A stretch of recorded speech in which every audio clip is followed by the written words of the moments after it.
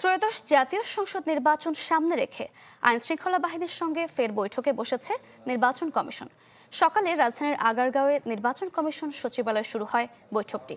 প্রধান নির্বাচন commissioner M Nasir উদ্দিনের সভাপতিত্বে বৈঠকে উপস্থিত আছেন 4 নির্বাচন কমিশনার, স্বরাষ্ট্র সচিব, ইসি সচিবালয়ের সচিব সহ police, BGB, RAB, coast guard, Ansar ও অন্যান্য বাহিনীর শীর্ষ কর্মকর্তারা। জাতীয় নির্বাচনের আগে সার্বিক নিরাপত্তা ব্যবস্থাপনা ও মাঠ পর্যায়ের প্রস্তুতি সহ নানা বিষয়ে সিদ্ধান্ত নিতেই এই বৈঠক।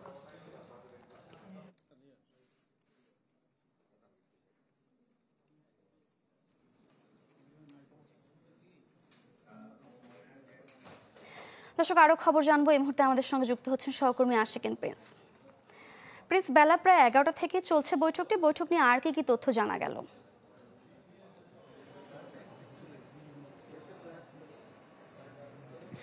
সারিকা, 2.5 ঘন্টা ধরে বৈঠকটি এখনো চলছে। সকাল 10:30টায় শুরু হয়। বৈঠকটি এখনো চলছে, যেখানে উপস্থিত রয়েছেন প্রধান নির্বাচন কমিশনার, অন্যান্য কমিশনার, এছাড়া 3 বাহিনী প্রধানের প্রতিনিধি সহ সশস্ত্র বাহিনী বিভাগের প্রিন্সিপাল স্টাফ অফিসার সহ বিভিন্ন বাহিনীর প্রধান এবং গোয়েন্দা বাহিনীর প্রধানরা রয়েছেন। তো মূলত যেহেতু নির্বাচনটি হবে আগামী বছরের ফেব্রুয়ারির প্রথমার্ধে, তো সেই ক্ষেত্রে নির্বাচনের সময় আইন শৃঙ্খলা পরিস্থিতি কিভাবে নিয়ন্ত্রণে রাখা হবে, তো সেই বিষয়গুলো নিয়েই মূলত আলোচনা হচ্ছে।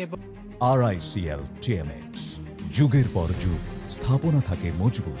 আপনি জানেন যে নির্বাচনকে সামনে রেখে 3 পর্যায়ে নিরাপত্তা ব্যবস্থা জোরদার করা হয়। একটি হচ্ছে নির্বাচনের আগে, অর্থাৎ প্রচারণার সময়, এবং আরেকটি হচ্ছে ভোটের দিন, যেদিন ভোটাররা ভোট দিতে আসবেন, এবং আরেকটি হচ্ছে ভোট গ্রহণের পরে, অর্থাৎ যখন ব্যালট পেপারগুলো গণনা করা হবে এবং ফলাফল ঘোষণা করা হবে। তো এই তিন পর্যায়ে নিরাপত্তা ব্যবস্থা কিভাবে জোরদার করা হবে, মূলত সেই বিষয়গুলো নিয়েই আলোচনা হচ্ছে। তবে আলোচনায় এখন পর্যন্ত কোনো সিদ্ধান্ত হয়েছে কিনা সেটি আমরা এখনো জানতে পারিনি, কারণ সেটি কিন্তু একটি ক্লোজ ডোর বৈঠক হচ্ছে। তো বৈঠকটি যখন শেষ হবে, হয়তোবা তখন নির্বাচন কমিশনের পক্ষ থেকে আমাদের জানানো হতে পারে যে আজকে কি নিয়ে আলোচনা হলো এবং আলোচনার প্রেক্ষিতে কোনো সিদ্ধান্ত নেওয়া হয়েছে কিনা।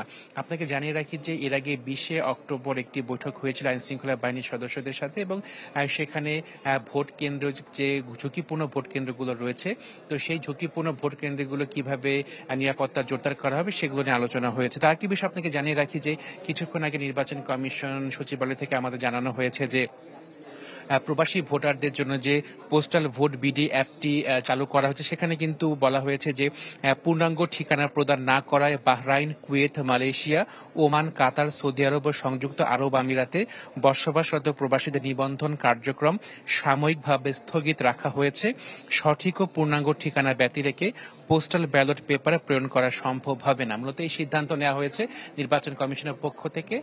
সারিকা, মূলত এই ছিল সর্বশেষ তথ্য আমার কাছে। ধন্যবাদ আপনাকে। দর্শক, ত্রয়োদশ জাতীয় সংসদ নির্বাচন সামনে রেখে আইন শৃঙ্খলা বাহিনীর সঙ্গে ফের বৈঠকে বসেছে নির্বাচন কমিশন। আমরা বিস্তারিত জানছিলাম।